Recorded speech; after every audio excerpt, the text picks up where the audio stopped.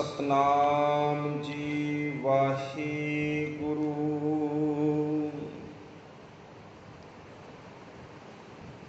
के दानश पजू हस्त सहबे सहुर, हकीकत शनाशतो ज़ाहिर ज़हूर। शनाशिंदे इलम आलम खुदाए, कुशाइंदे कार आलम कुशाए। गुजारिंदे कार आलम कबीर, शनाशिंदे इलम आलम अमीर। सो ध्यान दिओ जी, ये हमेशा ध्यान रखना है भी जिहड़ा फारसी भाषा ना पैर दे विच बिंदी बहुत वरती जाती है। इस करके जिहड़े पंजाबी दे विच भी पैर च बिंदी वाले शब्द आउंदे ने वो लगभग सारे फारसी या अरबी भाषा दे विचों ही आउंदे ने। तो धन गुरु कलगीधर सतगुरु पातशाह वचन कर रहे ने कि दानश पजू हस्त। ये तुहाडे कोले है गुरमुखो, इहदे उत्ते प्यू हस्त लिखिया होया।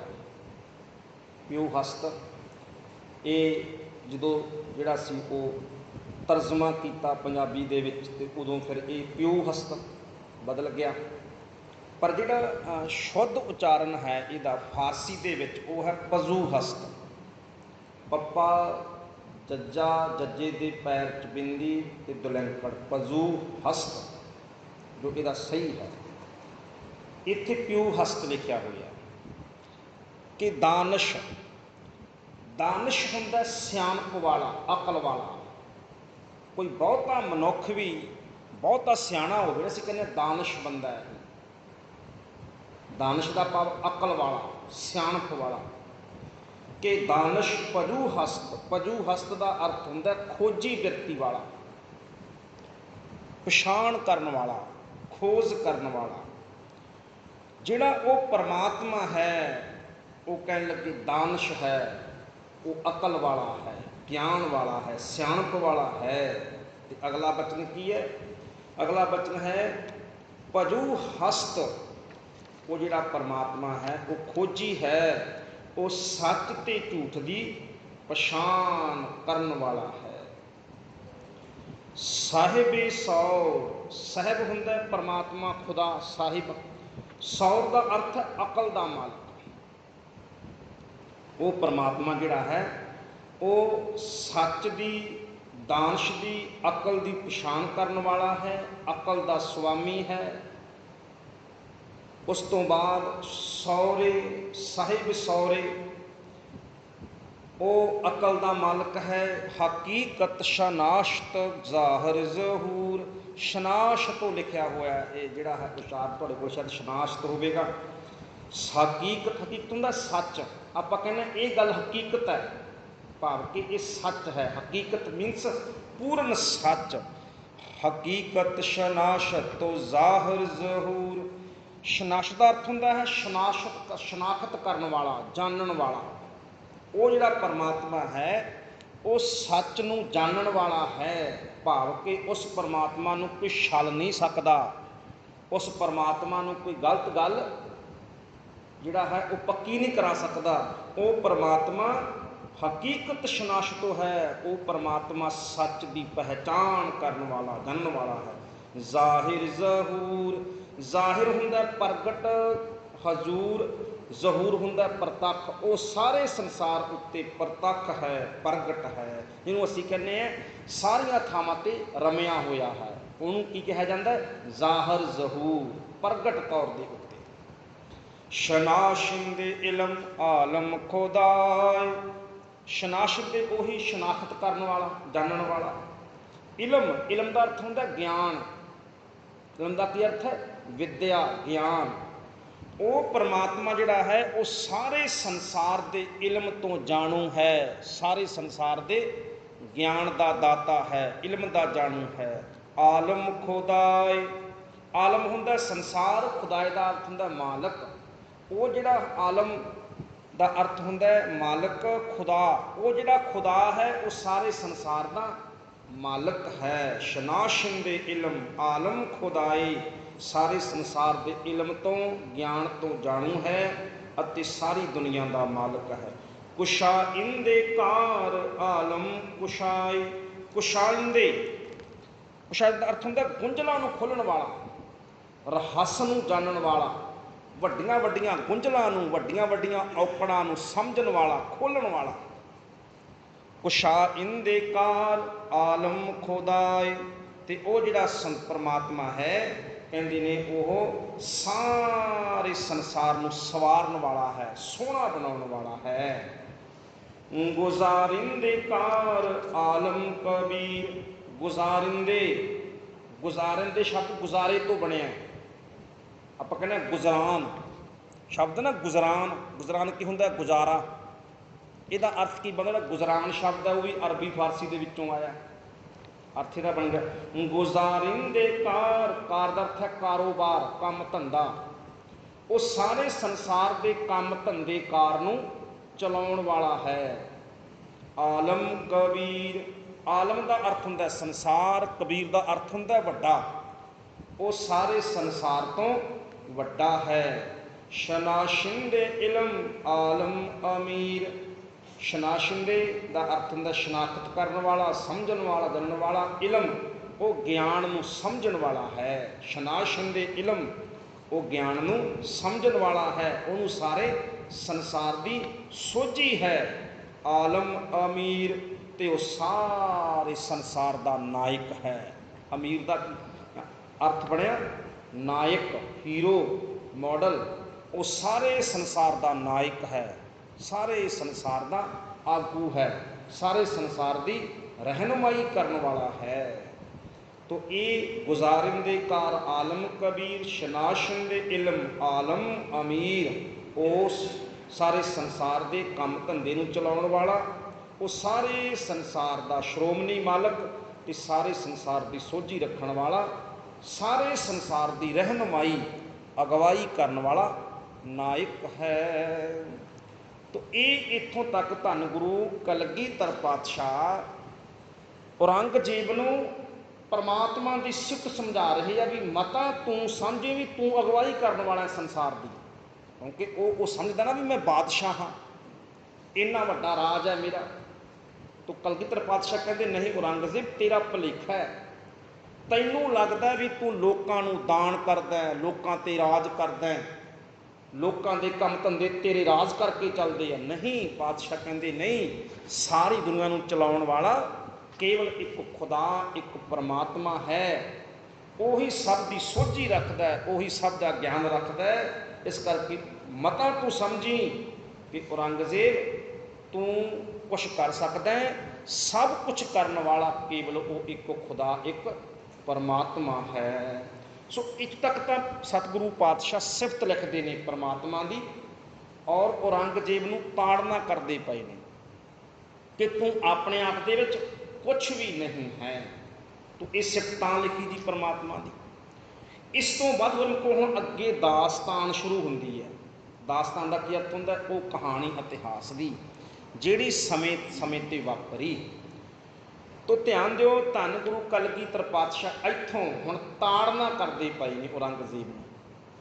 वेखो जिहड़ी चिट्ठी लिखी जाती है ना, चिट्ठी सिफतां लिखियां जांदियां ने, वडियाई लिखी जाती है, पर धन गुरु कलगीधर सतगुरु पातशाह हर समय ताड़ना करते हैं औरंगजेब नूं।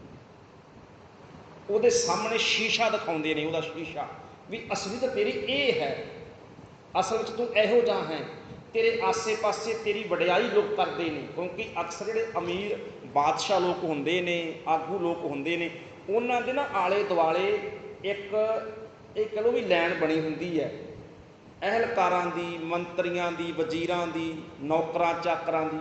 वो कई बार ਉਹਦੇ माड़े ਕੰਮਾਂ ਨੂੰ भी चंगे ही कही जाते हैं। इस करके ਜਿਹੜੇ ਸਿਆਣੇ राजे ਹੁੰਦੇ ਸਨ पुराने समय में, ਜਿਹੜੇ ਸਿਆਣੇ बादशाह ਹੁੰਦੇ ਸੀ ना, वो भेस बदल के रूप रेखा होर बना के अपनी वो आम लोगों च घूमते फिरते होंगे सी। शेरे जनाब रणजीत सिंह इंज करते सी, इंज आम कपड़े पा के लोगों वाले, तो लोगों च इंज रात नूं जाके बैठ जाना, दिने जाके बैठ जाना, क्योंकि अज दे वांग तो है नहीं सी भी हर बंदा पछाणदा सी चेहरे नूं, हुण तस्वीरां भी नहीं सी, कोई इदां दा प्रबंध भी नहीं सी। तो सच की पहचान हो सके भी सचमुच लोग मेरे बारे की सोचते हैं। इस करके जिहड़े अज दे लीडर है वो क्यों बहुता समा चलते नहीं, क्योंकि आले दुआले झुंड बनया हुंदा है, उन्हां दीयां गलत गल्लां भी सही कही जाते हैं। नहीं जी, तुहाडी तां वडियाई बहुत है, बड़ा इकट्ठ है तुहाडे कोले ते लोग तुहानूं बड़ी वाह वाह करते हैं। तो धन गुरु कलगीधर पातशाह उस असलीयत तो जाणू करवा रहे हैं औरंगजेब नूं भी औरंगजेब तेरे आले दुआले रहण वाले वो तैनूं भुलेखे च रखते पे ने, तेरी असलीयत ये है जो मैं तैनूं दस रहा। तो धन गुरु कलगीधर पातशाह कहते हैं, अगे शुरू कहते हैं, मरा एतबारे भरी कसम नेस्त के इज्जत गवा सत यसदा यकेस्त।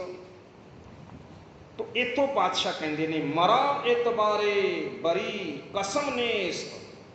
मरा का अर्थ एक एक अखर समझ लो, मरा का अर्थ है मैनू, इतबारे का अर्थ है इतबार भरोसा, बरी का अर्थ है तेरी, कसम का अर्थ है सौ, नेस्त का अर्थ है नहीं। अर्थ की बनया, मैनू तेरी किसी भी कसम के उपर भरोसा नहीं है। ये हुण समझो कार ये कहना की चाहते हैं पातशाह। ध्यान दो गुरमुखो, जदों 8 महीनों का घेरा आनंदपुर साहिब पैना, क्योंकि इस तो अगे इतिहास है पूरा, पातशाह चेते करवा रहे नाल लाहनतां पा रहे हैं।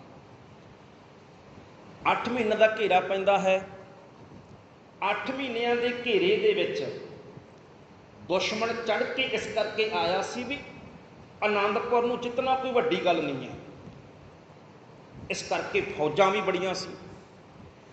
इधर ते कांगड़ा तो लैके बिलासपुर तो लैके जिहड़े खत्तरी राजे सी, हिंदू खत्तरी राजे, उन्हां दियां सारियां फौजां। फिर औरंगजेब ने भेजियां सूबा सरहंद दियां फौजां, संधौरे दे नवाब दियां फौजां, मरेलकोटले सारे नवाबां दियां फौजां सी। तो बड़ा वड्डा घेरा सी। तो भरोसा की सी भी थोड़े जे समय जित के आपां वापस आ जाएंगे। हुण ध्यान दो, घेरा लम्मा चला गया। जो घेरा लम्मा चला गया, ਜਿਹੜੇ सिख सन उन्हां दे कोले 3 महीनों का राशन सी भंडार। धन गुरु कलगीधर पातशाह ने कहा भी भाई तरीके नाल वरतना है। सिखां ने वो चेता करो जे 5 महीने नंगा लए उहदे नाल, 3 महीनों के राशन के नाल 5 महीने का समा नंगा लिया, थोड़ा थोड़ा करके हिसाब नाल वरतिया। 5 महीनों के बाद राशन बिल्कुल खत्म हो गया। फिर 1 महीना जिहड़े सिख ने वो की करते हैं, कदे रात नूं जाते हैं, 15 जाते हैं, 5 शहीद हो जाते हैं, आसे पासे के पिंडां च जाते सन, राशन सीधा लैके आउंदे, 2-4 जाते हुए मारे जाते, 2-4 वापस आउंदे हुए घेरा तोड़ते फिर मारे जाते। इतिहास कहता भी 15 ने जाना विचों 7 मारे जाते, 8 वापस आउंदे, 5 ने जाना 2 मारे जाते, 3 ने वापस आउणा। तो 1 महीना सिखां ने इंज अपना गुजारा किया। इत्थे जे तुसीं जिथे होला महल्ला खेडा जाता ना, जिस चरण कमल स्टेडियम दे विच, उत्थे उहदे परले पासे एक हुण मिट गया, वो पहलां एक नाला वगदा हुंदा सी, उहनूं हमैती नाला कहा जाता सी। सिखां दी हमायत बड़ी करदा सी। हमायत का क्या अर्थ हुंदा? सहायता करन वाला। उस नाले दे राहीं ही जिहड़े आनंदपुर साहिब दे अंदर पानी आउंदा सी, वो नाला भी बंद कर दिता गया। राशन सीधा तो 5 महीने का बंद सी पहला, उस बाद वो जो पानी सी वो भी आनंदपुर साहिब बंद कर दिता गया। जिहड़े आनंदपुर साहिब के अंदर खूह बने हुए सी, केवल जिहड़े सिख सन उन्हां खूहां दे उत्ते पूरी तरह दे नाल वो हो गए, पूरी तरह नाल उत्थों सीमित हो गए। हुण जिहड़े सिख सन वो तां पानी पी लैंदे सी अपने खूहां तो, जिहड़े घोड़े सन, मੱਝਾਂ गावां सी, पशु सी, हाथी सी, उन्होंने तो पानी पिलाना बड़ा मुश्किल सी ना, खिच खिच के पानी पिलाना खूहां दे विचों। हौली हौली भुख दे नाल, प्यास दे नाल पहलां पशु मरने शुरू हो गए। धन गुरु कलगीधर पातशाह के दर दे उत्ते रतन राय एक हाथी लैके आया सी, एक 5 कला शस्त्र लैके आया सी, एक हाथी लैके आया सी। जिहड़ा वो हाथी सतगुरु पातशाह जी दे सिर ते चौर करया करदा सी, सुंड च पानी भर के लियाउंदा, पातशाह दे चरण धोंदा सी। ਜਿਹੜਾ ਉਹ ਹਾਥੀ ਸੀ ਸਤਿਗੁਰੂ ਪਾਤਸ਼ਾਹ ਦੀਆਂ ਉਸੇ ਭੀਮ ਚੰਦ ਅਜਮੇਰ ਚੰਦ ਨੇ ਉਹੀ ਹਾਥੀ ਮੰਗਿਆ ਸੀ। ਪਾਤਸ਼ਾਹ ਕਹਿੰਦੇ ਇਹ ਨਹੀਂ ਦੇਣਾ ਸੀ। ਇੱਕ ਹਾਥੀ ਮੰਗਿਆ ਸੀ, ਇੱਕ ਚੰਦੋਆ ਮੰਗਿਆ ਸੀ। ਉਹ ਅੱਖਾਂ ਦੇ ਸਾਹਮਣੇ ਤੜਫ ਤੜਫ ਕੇ ਪਾਤਸ਼ਾਹ ਦੀ ਅੱਖਾਂ ਦੇ ਸਾਹਮਣੇ ਮਰ ਗਿਆ ਹਾਥੀ। ਘੋੜੇ ਮਰਨ ਲੱਗੇ, ਮੱਝਾਂ ਗਾਵਾਂ ਪਸ਼ੂ ਮਰਨ ਲੱਗੇ। ਕੇਵਲ ਮਰਨ ਦੇ ਨਾਲ ਨੁਕਸਾਨ ਦੋ ਹੋਏ। ਇੱਕ ਤਾਂ ਨੁਕਸਾਨ ਹੋਇਆ, ਹੁਣ ਪਸ਼ੂ ਮਰੇ ਪਏ ਨੇ, ਉਹਨਾਂ ਦੇ ਵਿੱਚੋਂ ਮੁਸ਼ਕ ਦੁਰਗੰਧ ਆਉਣ ਲੱਗੀ ਤੇ ਵੱਡੀ ਬਿਮਾਰੀ ਫੈਲਣ ਦਾ ਖਤਰਾ ਪੈਦਾ ਹੋ ਗਿਆ, ਵੀ ਵੱਡੀ ਬਿਮਾਰੀ ਫੈਲ ਸਕਦੀ ਹੈ। ਦੂਜਾ, ਸਿੱਖਾਂ ਨੂੰ ਜੰਗ ਲੜਨ ਦੇ ਲਈ ਘੋੜੇ ਹਾਥੀ ਚਾਹੀਦੇ ਸੀ, ਦੁੱਧ ਪਾਣੀ ਪੀਣ ਲਈ ਪਸ਼ੂ ਚਾਹੀਦੇ ਸੀ, ਉਹ ਵੀ ਖਤਮ ਹੋ ਗਈ। ਇਹ ਹਾਲਤ ਸਿੱਖਾਂ ਦੀ ਨਹੀਂ ਸੀ ਕੇਵਲ ਅੰਦਰ ਬੈਠਿਆਂ ਦੀ, ਜਿਹੜਾ ਦੁਸ਼ਮਣ ਬਾਹਰ ਬੈਠਾ ਸੀ ਉਹਨਾਂ ਦੀ ਹਾਲਤ ਉਸ ਤੋਂ ਵੀ ਬੁਰੀ ਸੀ। ਉਹ ਹਾਲਤ ਬੁਰੀ ਕਿਉਂ ਸੀ? ਕਿਉਂਕਿ ਫਰਵਰੀ ਮਾਰਚ ਦੇ ਆਹ ਜਿਹੜਾ ਮਹੀਨਾ ਚੱਲਦਾ, ਪਰ ਇਹਨਾਂ ਵਿੱਚ ਘੇਰਾ ਪਿਆ ਹੋਇਆ ਸੀ ਉਹਨਾਂ ਨੂੰ। ਮਾਨਸੀ ਵੀ 2 ਮਹੀਨੇ ਵੱਧ ਤੋਂ ਵੱਧ ਹੋਣਗੇ, ਉਦੋਂ ਬਾਅਦ ਆਪਾਂ ਜਿੱਤ ਲਾਂਗੇ ਅਨੰਦਪੁਰ ਸਾਹਿਬ ਨੂੰ। ਘੇਰਾ ਲੰਮਾ ਚਲਾ ਗਿਆ। ਹੁਣ ਜਿਹੜੀ ਪਹਿਲਾਂ ਸ਼ੁਰੂਆਤ ਵਿੱਚ ਤੇ ਜਿਹੜੇ ਪਹਾੜੀ ਰਾਜੇ ਸੀ, ਔਰੰਗਜ਼ੇਬ ਦੀਆਂ, ਵਜ਼ੀਰ ਖਾਨ ਦੀਆਂ ਫੌਜਾਂ ਦੇ ਖਾਣ ਪੀਣ ਦਾ ਜਿਹੜਾ ਪ੍ਰਬੰਧ ਸੀ, ਉਹਦੀ ਜ਼ਿੰਮੇਵਾਰੀ ਪਹਾੜੀ ਰਾਜਿਆਂ ਨੇ ਲਈ ਸੀ, ਪਹਾੜੀਆਂ ਨੇ ਲਈ ਸੀ। ਪਰ ਘੇਰਾ ਲੰਮਾ ਚਲਾ ਗਿਆ, ਉਹ ਵੀ ਹੱਥ ਬੰਨ੍ਹ ਖਲੋਤੇ, ਕਿਉਂਕਿ ਹਜ਼ਾਰਾਂ ਫੌਜਾਂ ਦਾ, ਹਜ਼ਾਰਾਂ ਹਾਥੀ ਘੋੜਿਆਂ ਦਾ ਰਾਸ਼ਨ ਕਿੱਥੋਂ ਲੈ ਕੇ ਆਉਣ? ਉਹ ਸਾਰੇ ਹੌਲੀ ਔਖੇ ਹੋਣ ਲੱਗ ਪਏ। ਇੱਧਰ ਸਰਹੰਦ ਤੋਂ ਜਿਹੜਾ ਦੁਸ਼ਮਣ ਦੀਆਂ ਫੌਜਾਂ ਦਾ ਫਿਰ ਬਹੁਤਾ ਜਿਹੜਾ ਰਾਸ਼ਨ ਪਾਣੀ ਸੀ, ਉਹ ਸਰਹੰਦ ਤੋਂ ਜਾਂਦਾ ਹੁੰਦਾ ਸੀ।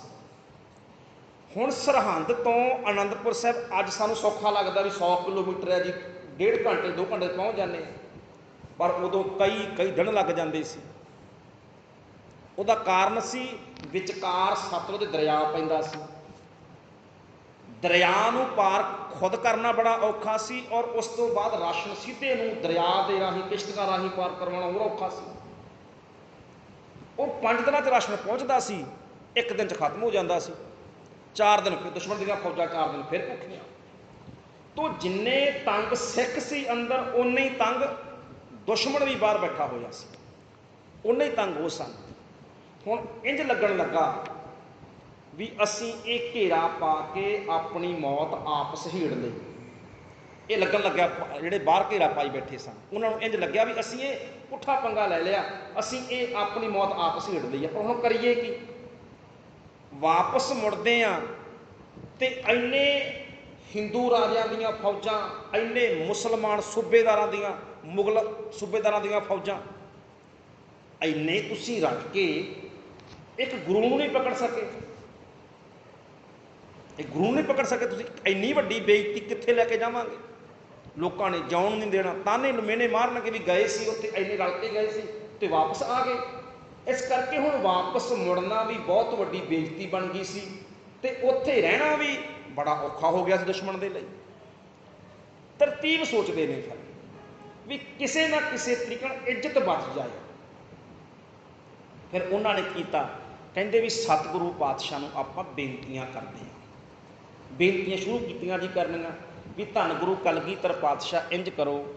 ਪਰਮਾਨੰਦ ਪ੍ਰੋਹਿਤ ਸੀ ਇੱਕ, ਪਹਾੜੀ ਰਾਜਿਆਂ ਦੇ ਵੱਲੋਂ ਆਉਂਦਾ ਸੀ। ਵਲੀ ਹਸਨ, ਸੈਯਦ ਵਲੀ ਹਸਨ, ਖਵਾਜਾ ਮਹਿਦੂਦ, ਪਹਿਲਾਂ ਖਵਾਜਾ ਮਹਿਦੂਦ ਸੀ ਜਿਹੜਾ ਇਹ ਚਮਕੌਰ ਦੀ ਗੜੀ ਮਾਰਿਆ ਗਿਆ। ਖਵਾਜਾ ਮਹਿਦੂਦ ਵੀ ਔਰ ਪਰਮਾਨੰਦ ਪ੍ਰੋਹਿਤ ਹਿੰਦੂਆਂ ਦੇ ਵੱਲੋਂ, ਖਵਾਜਾ ਮਹਿਦੂਦ ਮੁਗਲ ਫੌਜਾਂ ਦੇ ਵੱਲੋਂ ਗੁਰੂ ਕਲਗੀਧਰ ਪਾਤਸ਼ਾਹ ਨੂੰ ਮਿਲਣ ਜਾਂਦੇ ਆ। ਸਤਿਗੁਰੂ ਪਾਤਸ਼ਾਹ ਬੇਨਤੀ ਲੈ ਕੇ ਆਏ ਆ, ਸਾਨੂੰ ਪਤਾ ਹੈ ਕਿ ਤੁਸੀਂ ਸ਼ਾਂਤੀ ਚਾਹੁੰਦੇ ਹੋ, ਤੁਸੀਂ ਦੁਸ਼ਮਣ ਨਹੀਂ ਹੋ ਕਿਸੇ ਦੇ, ਪਰ ਪਾਤਸ਼ਾਹ ਅਸੀਂ ਚੜ੍ਹ ਕੇ ਆ ਗਏ, ਸਾਡੇ ਕੋਲੋਂ ਗਲਤੀ ਹੋ ਗਈ, ਅਸੀਂ ਮੰਨਦੇ ਹਾਂ, ਪਰ ਹੁਣ ਸਤਿਗੁਰੂ ਖਾਲੀ ਹੱਥ ਵਾਪਸ ਜਾਣਾ ਸਾਡੇ ਲਈ ਬਹੁਤ ਔਖਾ ਹੈ।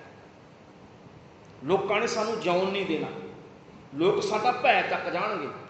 ਹੁੰਦਾ ਨਾ ਵੀ ਸਾਡੇ 'ਚ ਬਗਾਵਤ ਹੋ ਜਾਊਗੀ, ਸਾਡੇ ਬਾਦਸ਼ਾਹ ਕਮਜ਼ੋਰ ਨੇ।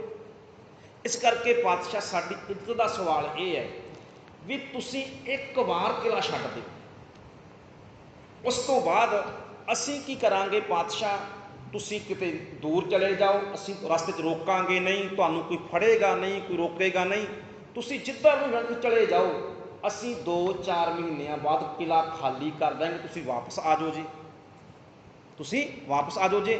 ਪਾਤਸ਼ਾਹ ਤੁਹਾਡਾ ਆਨੰਦਪੁਰ ਤੁਹਾਨੂੰ ਮਿਲ ਜਾਏਗਾ ਤੇ ਸਾਡੀ ਇੱਜ਼ਤ ਬਚ ਜਾਏਗੀ। ਇਹਨਾਂ ਨੇ ਬੇਨਤੀਆਂ ਕੀਤੀਆਂ। ਕੁਝ ਸਿੱਖ ਸਨ ਜਿਹੜੇ, ਉਹਨਾਂ ਨੇ ਕਿਹਾ ਵੀ ਸਤਿਗੁਰੂ ਪਾਤਸ਼ਾਹ ਭੁੱਖੇ ਮਰਨ ਦੇ ਨਾਲੋਂ ਚੰਗਾ ਹੈ ਵੀ ਆਪਾਂ ਛੱਡ ਚਲੀਏ ਅਨੰਦਪੁਰ ਸਾਹਿਬ। ਧੰਨ ਗੁਰੂ ਕਲਗੀਧਰ ਪਾਤਸ਼ਾਹ ਨੇ ਕਿਹਾ ਵੀ ਨਹੀਂ ਸਿੱਖੋ, ਅਸੀਂ ਅੰਦਰ ਬੈਠੇ ਹਾਂ, ਜਿੰਨੇ ਤੰਗ ਅਸੀਂ ਆ, ਇਹ ਦੁਸ਼ਮਣ ਤੰਗ ਹੈ ਤਾਂ ਮਿੰਨਤਾਂ ਸਾਡੀਆਂ ਤਾਂ ਕਰਦਾ। ਚੜ੍ਹ ਕੇ ਆਇਆ ਹੋਇਆਂ ਨੂੰ ਮਿੰਨਤ ਕਰਨ ਦੀ ਲੋੜ ਕੀ ਪੈ ਗਈ? ਇਹ ਤਾਂ ਕਰਦੇ ਪਏ ਆ ਵੀ ਔਖੇ ਹੋਏ ਪਏ ਆ, ਤੇ ਤੁਸੀਂ ਸਾਡੇ ਤੇ ਭਰੋਸਾ ਰੱਖੋ, 1 ਮਹੀਨਾ ਹੋਰ ਕੱਢ ਲਓ, ਇਹਨਾਂ ਨੇ ਆਪਣੇ ਚਲੇ ਜਾਣਾ ਵਾਪਸ। ਹੁਣ ਭੁੱਖ ਸੀ ਗੁਰਮੁਖੋ, ਤੰਗੀ ਸੀ, ਪਰੇਸ਼ਾਨੀ ਸੀ, ਬਿਮਾਰੀਆਂ ਪੈਣ ਦਾ ਡਰ ਸੀ, ਸਿੱਖਾਂ ਦੀ ਸਿਹਤ ਕਮਜ਼ੋਰ ਹੋ ਚੁੱਕੀ ਸੀ, ਤੁਰਨਾ ਮੁਸ਼ਕਲ ਹੋ ਗਿਆ ਸੀ, ਲੜਨ ਦੀਆਂ ਗੱਲਾਂ ਬਹੁਤ ਦੂਰ ਰਹਿ ਗਈਆਂ। ਤੋ ਹੌਲੀ ਹੌਲੀ ਨੇ ਸਿੱਖਾਂ ਨੇ ਕੋਈ ਸਤਿਗੁਰੂ ਪਾਤਸ਼ਾਹ ਇਹ ਕਹਿੰਦੇ ਪਏ ਨੇ ਤੇ ਸਾਨੂੰ ਛੱਡ ਜਾਣਾ ਚਾਹੀਦਾ ਇੱਕ ਵਾਰ, ਜਦੋਂ ਕਹਿੰਦੇ ਪਏ ਨਹੀਂ ਵਾਪਸ ਦੇ ਦਿਆਂਗੇ। ਸਤਿਗੁਰੂ ਪਾਤਸ਼ਾਹ ਨਹੀਂ ਸੀ ਚਾਹੁੰਦੇ, ਪਰ ਸਿੱਖਾਂ ਨੇ ਕਿਹਾ, ਪਾਤਸ਼ਾਹ ਕਹਿੰਦੇ ਕਿ ਤੁਹਾਨੂੰ ਦਿਖਾ ਦਿੰਦੇ ਹਾਂ। ਇਹਨਾਂ ਦਾ ਲੋਭੀ ਕਾ ਵਿਸਾਹ ਨਾ ਕੀਚੈ, ਇਹ ਲੋਭੀ ਨੇ, ਲਾਲਚੀ ਨੇ, ਵਿਸਾਹ ਕਰਨ ਦੇ ਯੋਗ ਨਹੀਂ ਹੈ, ਪਰ ਤੁਸੀਂ ਕਹਿੰਦੇ ਹੋ ਤੁਹਾਡਾ ਭੁਲੇਖਾ ਮਿਟਾ ਦਿੰਦੇ ਆ। ਕਿ ਕਦੇ ਸਿੱਖ ਇੰਝ ਨਾ ਕਹਿਣ ਵੀ ਸਤਿਗੁਰੂ ਸਾਡੀ ਗੱਲ ਮੰਨਦੇ ਕੋਈ ਨਹੀਂ, ਇਸ ਕਰਕੇ ਕਹਿੰਦੇ ਮਿਟਾ ਦਿੰਦੇ ਆ। ਪਾਤਸ਼ਾਹ ਨੇ ਬਾਹਰ ਸੁਨੇਹਾ ਭੇਜ ਦਿੱਤਾ ਵੀ ਭਾਈ ਅਸੀਂ 2-4 ਦਿਨਾਂ ਨੂੰ ਕਿਲ੍ਹਾ ਛੱਡ ਦਿਆਂਗੇ, ਪਹਿਲਾਂ ਸਾਡਾ ਖਜ਼ਾਨਾ, ਸਾਡੀ ਧਨ ਦੌਲਤ, ਸਾਡਾ ਸਾਜੋ ਸਮਾਨ ਬਾਹਰ ਜਾਏਗਾ। ਹੋ ਗਈ ਜੀ, ਹੋ ਗਿਆ। ਜਦੋਂ ਪਾਤਸ਼ਾਹ ਨੇ ਅੰਦਰ ਗੱਡੇ ਸਨ, ਰੱਥ ਸਨ, ਉਹਨਾਂ ਦੇ ਉੱਪਰ ਮਰੇ ਪਸ਼ੂਆਂ ਦੇ ਕੁਰੰਗ, ਲੀੜੇ ਕੱਪੜੇ ਪਾਟੇ ਪੁਰਾਣੇ, ਕੁਝ ਲੱਕੜਾਂ, ਉਹਨਾਂ ਉੱਤੇ ਚਾਦਰਾਂ ਸ਼ਮਿਆਨੇ ਪਾ ਕੇ, ਤੇ ਪਾਤਸ਼ਾਹ ਕੁਝ ਜਿਹੜੀਆਂ ਰੱਥ ਸਨ, ਘੋੜਿਆਂ ਦੇ ਉੱਤੇ ਸਿੱਖ ਬਿਠਾਏ, ਉਹਨਾਂ ਦੇ ਹੱਥਾਂ ਦੇ ਵਿੱਚ ਮਸ਼ਾਲਾਂ ਪਕੜਾਈਆਂ, ਤੇ ਥੋੜ੍ਹਾ ਜਿਹਾ ਅੰਮ੍ਰਿਤ ਵੇਲੇ ਹੁੰਦਿਆਂ ਪਹਿਲਾਂ ਜਿਹੜੇ ਸਿੱਖ ਉਹਨਾਂ ਸਾਰੀ ਗੱਲ ਸਮਝਾਈ ਵੀ ਇੰਝ ਕਰਨਾ। ਪਾਤਸ਼ਾਹ ਨੇ ਕਿਲੇ ਤੋਂ ਕੁਝ ਰੱਥ ਘੋੜੇ ਬਾਹਰ ਕੱਢੇ। ਜਦੋਂ ਖੁੱਲ੍ਹਾ ਮੈਦਾਨ ਆਇਆ, ਇੱਕਦਮ ਦੁਸ਼ਮਣ ਦੀਆਂ ਫੌਜਾਂ ਦਾ ਲਾਲਚ ਸੀ ਜਿਹੜਾ ਬਾਹਰ ਆ ਗਿਆ, ਉਹ ਟੁੱਟ ਕੇ ਸਿੱਖਾਂ ਦੇ ਉੱਪਰ ਪੈ ਗਿਆ। ਸਤਿਗੁਰਾਂ ਨੇ ਸਮਝਾਇਆ ਸੀ ਭਾਈ ਵਾਪਸ ਕਿਲੇ 'ਚ ਭੱਜ ਜਾਓ ਜੀ। ਸਿੱਖ ਤਾਂ ਸੁਚੇਤ ਸਨ, ਉਹਨਾਂ ਨੇ ਆ ਕੇ ਵਾਪਸ ਸਿੱਖਾਂ ਦੇ ਕੋਲੇ ਆ ਕੇ ਵਾਪਸ ਆ ਗਏ। ਧੰਨ ਗੁਰੂ ਕਲਗੀਧਰ ਪਾਤਸ਼ਾਹ ਨੇ ਸਿੱਖੋ ਦੇਖ ਲਏ, ਤੁਹਾਡਾ ਭਰਮ ਹੀ ਮਿਟਾਉਣਾ ਸੀ। ਆਹ ਹਾਲਤ ਹੈ ਇਹਨਾਂ ਦੀ, ਕਿਲੇ ਦੇ ਵਿੱਚ ਅਸੀਂ ਹਾਂ ਤਾਂ ਸੁਰੱਖਿਅਤ ਹਾਂ, ਬਾਹਰ ਜਾ ਕੇ ਇਹਨਾਂ ਨੇ ਸਭ ਭੁੱਲ ਜਾਣਾ, ਵਾਅਦੇ ਸਭ ਭੁੱਲ ਜਾਣੇ ਨੇ ਇਹਨਾਂ ਦਾ ਕੋਈ ਇਤਬਾਰ ਨਹੀਂ ਹੈ। ਤਾਂ ਇੰਝ ਕਰਕੇ ਫਿਰ 15-20 ਦਿਨ ਫੇਰ ਗੁਜ਼ਰੇ। ਫਿਰ ਸਤਿਗੁਰੂ ਪਾਤਸ਼ਾਹ ਦੇ ਕੋਲੇ ਵਲੀ ਹਸਨ ਸੈਯਦ, ਵਲੀ ਹਸਨ ਦਿੱਲੀ ਦੀ ਧਰਤੀ ਤੋਂ ਸੈਯਦ ਸੀ ਇਹ ਆਉਂਦਾ। ਅੱਗੇ ਆਪਾਂ ਵਿਚਾਰਾਂਗੇ ਸੈਯਦ ਦਾ ਇਤਿਹਾਸ ਕੀ ਹੁੰਦਾ। ਸੈਯਦ ਵਲੀ ਹਸਨ ਔਰੰਗਜ਼ੇਬ ਦੀ ਚਿੱਠੀ, ਦਸਤਖਤ ਵਾਲੀ ਚਿੱਠੀ ਕੁਰਾਨ ਨਾਲ ਲੈ ਕੇ ਆਉਂਦਾ। ਕੁਰਾਨ ਲੈ ਕੇ ਆਇਆ, ਔਰੰਗਜ਼ੇਬ ਦੀ ਚਿੱਠੀ ਲੈ ਕੇ ਆਇਆ, ਔਰ ਇੱਧਰ ਪਰਮਾਨੰਦ ਪੁਰੋਹਿਤ ਗੀਤਾਂ ਤੇ ਨਾਲ ਜਿਉਂਦੀ ਜਾਗਦੀ ਗਊ ਲੈ ਕੇ ਗੁਰੂ ਕਲਗੀਧਰ ਪਾਤਸ਼ਾਹ ਦੇ ਕੋਲ ਪਹੁੰਚਦੇ ਨੇ। ਫਿਰ ਸਤਿਗੁਰੂ ਪਾਤਸ਼ਾਹ, ਗਲਤੀ ਸਾਡੇ ਕੋਲੋਂ ਹੋ ਗਈ, ਸਾਡੇ ਕੋਲੋਂ ਗਲਤੀ ਹੋ ਗਈ, ਅਸੀਂ ਮਾਫੀ ਚਾਹੁੰਦੇ ਹਾਂ। ਪਰ ਹੁਣ ਪਾਤਸ਼ਾਹ ਆ ਤੁਸੀਂ ਦੇਖੋ, ਇੱਕ ਮੁਸਲਮਾਨ ਲਈ ਕੁਰਾਨ ਤੋਂ ਉੱਪਰ ਤਾਂ ਕੁਝ ਨਹੀਂ ਨਾ ਹੋ ਸਕਦਾ, ਇੱਕ ਹਿੰਦੂ ਦੇ ਲਈ ਗਾਂ ਤੋਂ ਉੱਪਰ ਤੇ ਕੁਛ ਨਾ ਹੋ ਸਕਦਾ, ਗਾਂ ਤੇ ਮਾਂ ਹੈ। ਕੁਰਾਨ ਤੋਂ ਉੱਪਰ ਔਰੰਗਜ਼ੇਬ ਲਈ ਕੁਛ ਨਹੀਂ ਹੈ, ਪਹਾੜੀ ਰਾਜਿਆਂ ਦੇ ਲਈ ਗਊ ਤੋਂ ਉੱਪਰ ਕੁਛ ਵੀ ਨਹੀਂ ਹੈ। ਤੇ ਪਾਤਸ਼ਾਹ ਅਸੀਂ ਕੁਰਾਨ ਦੀ ਸਹੁੰ ਖਾਂਦੇ ਹਾਂ, ਹਿੰਦੂ ਰਾਜੇ ਨੇ ਗਊ ਦੀ ਸਹੁੰ ਖਾਂਦੇ ਨੇ। ਆਹ ਦੇਖੋ ਔਰੰਗਜ਼ੇਬ ਦੀ ਦਸਤਖਤ ਵਾਲੀ ਚਿੱਠੀ। ਅੱਗੇ ਆਪਾਂ ਵਿਚਾਰਾਂਗੇ ਇਹ। ਧੰਨ ਗੁਰੂ ਕਲਗੀਧਰ ਪਾਤਸ਼ਾਹ ਕਹਿੰਦੇ ਮੈਂ ਸਾਂਭ ਕੇ ਰੱਖੀ ਔਰੰਗਜ਼ੇਬ ਦੀ ਚਿੱਠੀ।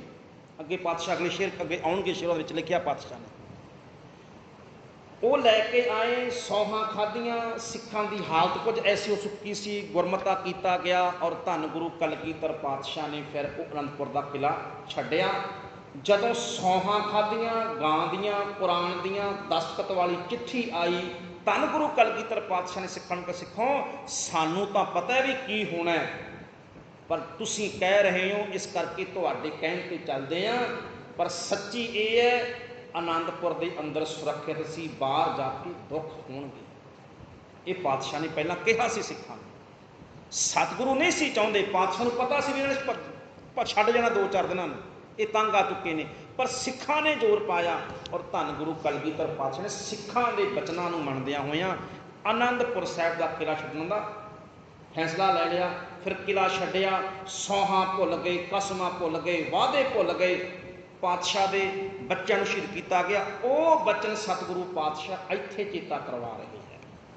की कहंदे ने, कहन लगे मरा एतबारे भरी कसम नेस्त, मरा मैनू इतबारे भरोसा बरी तेरी कसम सौ नेस्त नहीं। औरंगजेब मैनू ते तेरियां कसमां ते भरोसा पहला भी नहीं सी ते अज भी नहीं है।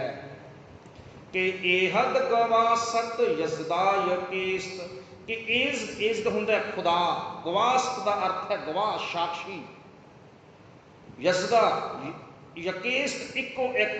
पर औरंगजेब तेरे ते साडे विचकार इको एक गवाह है, इको एक साक्षी है, वो है एक अकाल पुरख परमात्मा खुदा, जिन्हें तैनू भी देखिया सानू भी देखिया, तैनू सौहां खांदे भी देखिया औरंगजेब, तैनू वादे करदियां भी देखिया। परमात्मा ने सानू उस अपने बचनां दे उत्ते पूरा उतरदियां भी देखिया। तेरे ते साडे विचकार एक परमात्मा सब तो वड्डा गवाह है। ना कतरा मरा एतबारे बरोस्त, के बख्शी वा दीवा हामा किज़्ब गोश्त। तो पातशाह कहंदे ने कि कतरा, कतरा हुंदा रता भर भी, कहंदे कतरा कतरा टुकड़े छोटे छोटे, इत्थे कतरा दा अर्थ है रता भर। मरा मैनू इतबारे बरोस्त, के बख्श व दीवा मरा किज़्ब गोश्त। बख्शी हुंदा फौजदार, बख्शी की हुंदा सैनापति जरनैल, फौजदार नूं कहंदे ने बख्शी।